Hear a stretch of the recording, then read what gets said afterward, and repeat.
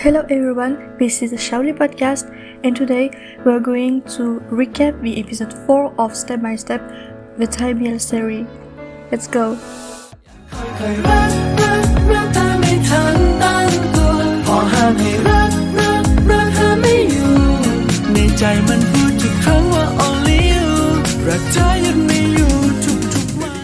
So after reading his reviews and questioning himself, Kun Jeng has decided to improve himself, and by that, he wanted to create a nice atmosphere among his team. Once the meeting was over, Kun Jeng was a bit struggling to inform something to everyone because they didn't really listen to him at first, and he ended up saying he was sorry for his past actions or what he said, and that's why he suggested them to play golf.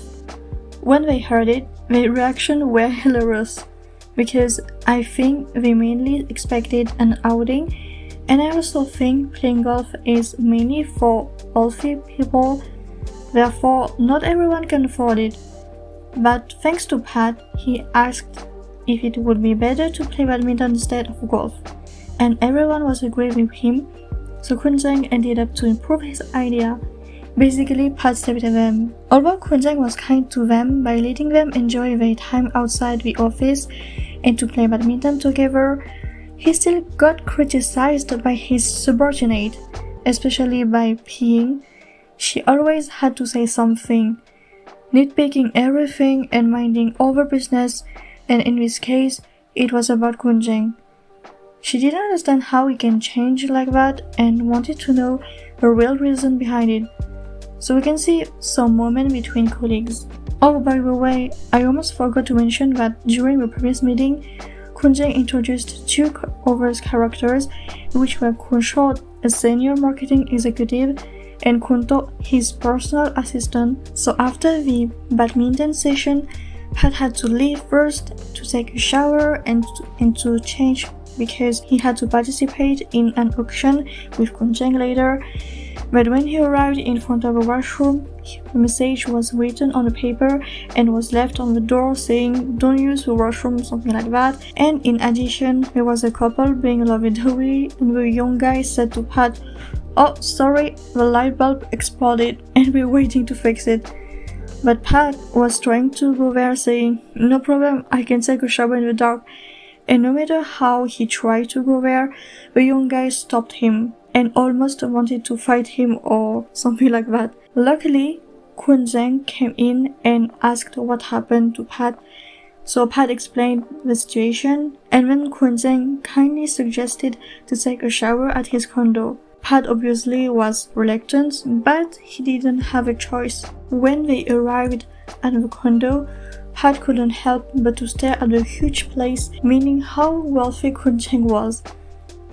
And after entering the bathroom, Pat started to inspect everything. Pat was annoying from him because I think he crossed the line. He should have respect some privacy, in my opinion. Later, when he found out the shampoo, the cream, and even a nail polish at Kun Jeng's condo, he quickly reported to Kun Short, and I'm going to change as P Short. P Short wanted to slap him as he said it was not a good idea to mind over business, and I agree with him. He even asked Pat if it's because he had a crush on Kun Jeng or not, but Pat denied. In the evening, Pat overheard his manager Kun Jeng talking to someone at the phone, and although he didn't show up in the episode, he might follow him right after. And because of that, Pat reported again to P Short by sending some messages saying he saw Kun Jeng with a bag for women, and quickly P Short noticed it was sent in a chat group of a digital marketing and ordered Pat to delete it right now. Unfortunately, it was too late. The manager already saw it and sent him a message asking Pat to come at his office. And of course, Pat panicked and P Short said to him to handle it by himself. The scene at the office is a small step for both of them, I think, to understand each other more. Kun Jeng asked him why he seemed so interested in him, in which Pat explained what happened in previous meetings, that I didn't talk, but to put it simply, Pat thought Kun Jeng wasn't changed as he promised, and he was not pleased that Kun Jeng had presented his works without informing him beforehand, as it was not complete. So to protect himself, Pat wanted to find some weak points, but ended up saying he didn't find them, that Kun Jeng was too perfect. But Kun Jeng replied by, "No, Pat, you already found out who's the weak point." And it was the fact that he was so straightforward that everyone hated him because of that. After that scene, they were also communicating in front of a karaoke place, and Kun Jeng said again that Pat had a potential when it comes to work. I also feel like that Pat is somehow a hypersensitive person, and that he didn't trust himself and the others, especially trust in Kun Jeng. However, I had to admit that although Kun Jeng had a good intention, he put it awkwardly. For instance, when they were at the car talking about the work, Pat said he didn't have enough time for himself because he can't finish the task, in which Kun Jeng replied by, "He might be slow at work, that's why he can't find his work-life balance." And it led to Pat being angry and annoyed at him.